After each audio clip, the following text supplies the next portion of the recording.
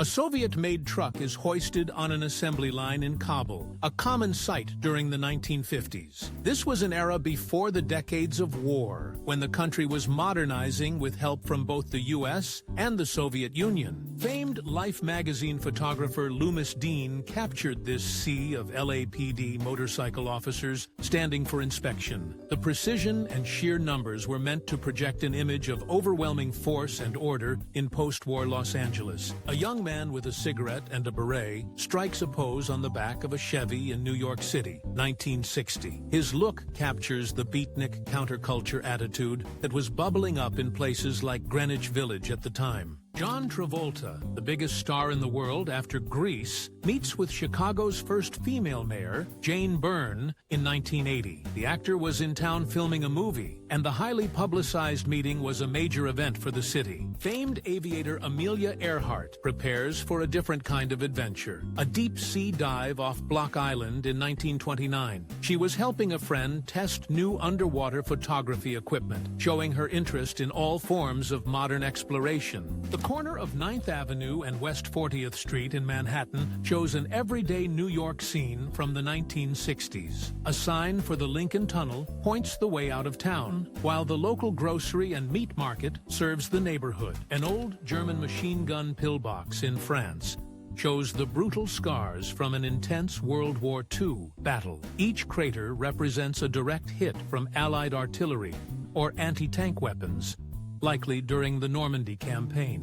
Elvis Presley and his co-star Anne Margaret share a moment on the set of Viva Las Vegas in 1964. Their on-screen chemistry was undeniable, leading to a famous off-screen romance and one of Elvis's most popular films. Decades before organized ski resorts, tourists in Yosemite National Park found their own fun around 1903. These visitors are simply sliding down a steep, snow-covered slope, using whatever they could as a makeshift sled. Red Sox catcher Carlton Fisk frantically waves his arms, trying to will his long fly ball to stay fair in Game 6 of the 1975 World Series. The ball struck the foul pole for a walk-off home run, creating one of baseball's most iconic moments. Young people gather at a disco club in East Germany during the mid-1970s. While they embraced Western music and fashion, these state-sanctioned clubs were often monitored by informants for any anti-government sentiment. A Chicago mail carrier lives up to the postal creed,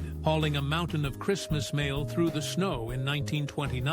Before email, holiday greetings meant a huge surge of packages and letters, all delivered by hand. Life photographer Margaret Bork-White captured this image of a German air raid over Moscow in July 1941. She was the only foreign photographer present and shot this from the roof of the American embassy as anti-aircraft fire lit up the sky. Frank Sinatra stands on a beach, but he's still hard at work studying a script with a Japanese title. He was known for his meticulous preparation for both film roles and musical performances, often memorizing the entire script, not just his lines. A promotional photo from the 1980s shows Wendy's employees in their well-known blue and white striped uniforms. This clean-cut, old-fashioned look was part of founder Dave Thomas's strategy to position the brand as a higher-quality alternative to its competitors. A Dutch police officer issues a fine to a beachgoer for improper attire on a beach in 1931.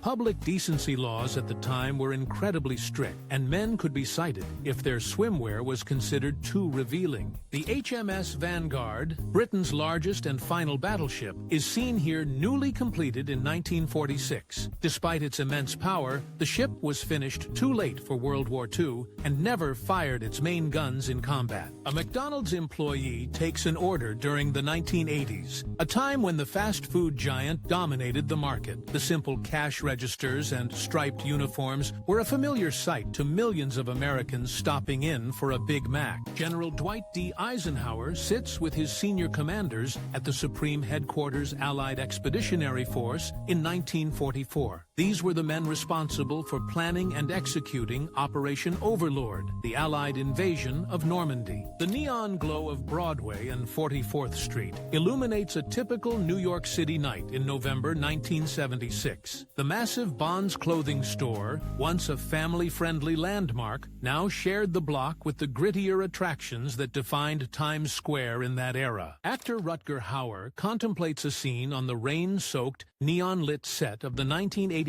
film Blade Runner. He famously rewrote his character's final "Tears in Rain" speech, making it more poetic the night before filming. Following the Battle of Berlin in 1945, Soviet soldiers pose around a large globe taken from Hitler's office in the Reich Chancellery. The globe became a powerful symbol of the Third Reich's downfall and was famously parodied by Charlie Chaplin. Actors Alec Guinness and Omar Sharif are seen here on the set of the 1962 epic Lawrence of Arabia. The then unknown Sharif landed his career-making role only after several other actors turned it down, believing a movie set in the desert would fail. A group of passengers in wicker chairs watch a silent film aboard an Imperial Airlines flight in 1925. This early form of in-flight entertainment was projected onto a screen at the front of the noisy, unpressurized cabin. While known in the West for his aggressive outbursts, Nikita Khrushchev's leadership also saw the de-Stalinization of the USSR, releasing millions of political prisoners. He also oversaw the early Soviet space program victories, including the launch of Sputnik and Yuri Gagarin's historic flight. This photograph was taken by the chief steward of a passing ship on April 15, 1912, the morning after the Titanic sank. He was unaware of the disaster, but noted a large streak of what appeared to be red paint along the iceberg's base. A group of 66 Jewish families gather for a lottery in 1909 to divide the sand dunes that would soon become the city of Tel Aviv. To ensure fairness, they used seashells to randomly assign a plot of land to each family. Albert Einstein stands before a blackboard at Princeton's Institute for Advanced Study,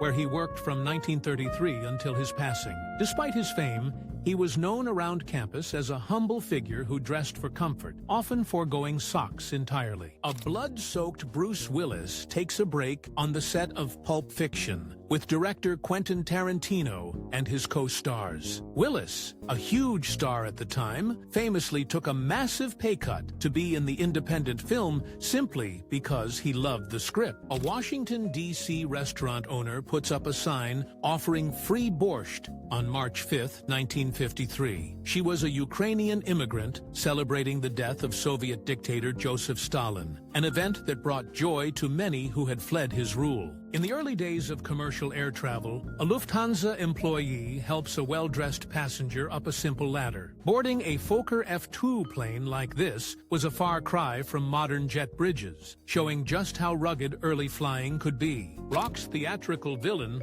Alice Cooper, shares a surprising moment with Kentucky Fried Chicken founder Colonel Sanders in 1974. The two icons randomly crossed paths at a hotel in Amsterdam while doing press, creating one of the most unlikely photo ops of the decade. French actress Brigitte Bardot, seen here in the 1950s, became one of Europe's biggest cultural exports. Her on-screen presence and style challenged the more conservative look of many American stars at the time. The aisles of a supergiant grocery store in Maryland are packed with products and shoppers in this 1964 photo. It captures the boom of the American supermarket, a place of overwhelming choice that was a wonder to many during the Cold War era. Italian superstar Sophia Loren shares an affectionate moment with her younger sister, Maria Villani, in 1955. Maria would follow her older sister into acting, though she never achieved the same level of international fame. Cher and her then-husband, Greg Allman, of the Allman Brothers Band, are seen here during their turbulent marriage in the mid-70s. Their relationship was a famous clash of cultures, mixing her pop glamour with his southern rock outlaw image. A group of flight attendants from the late 1960s relaxes in the spacious upper-deck lounge of a Boeing 747.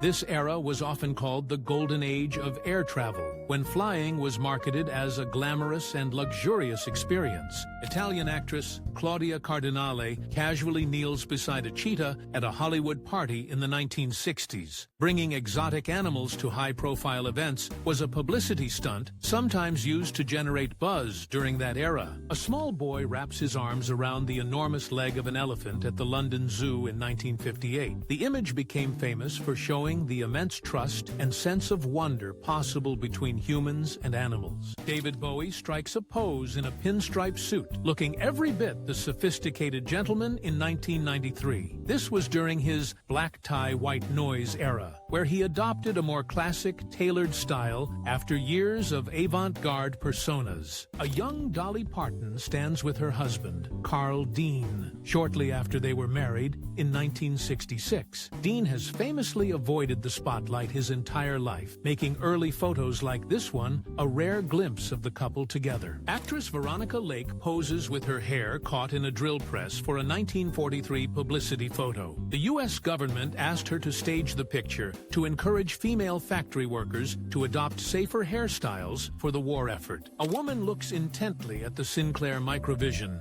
a portable television introduced in 1966. Billed as the world's smallest TV at the time, its screen was only 2 inches wide and it could be worn on the wrist. Actress Anita Ekberg confronts paparazzi outside her Rome villa after being hounded by them late one night in 1960. The confrontation became legendary after she first used her fists and then emerged from her house with a bow and arrow to drive them away. A forklift operator moves a pallet of Salk polio vaccine, with each box stamped Rush in 1955. After years of quarantines and fear that crippled the nation, these shipments represented the beginning of the end for the terrifying epidemic. The Lingotto factory in Turin, Italy, featured a full-scale automobile test track on its roof in the 1920s. New Fiat cars would come off the assembly line below and head straight upstairs for a high-speed shakedown run. A group of college kids in the late 50s attempts to break the record for phone booth stuffing, a popular but brief craze. Watched by a bemused priest, the fad saw students compete to fit the most bodies into the cramped space.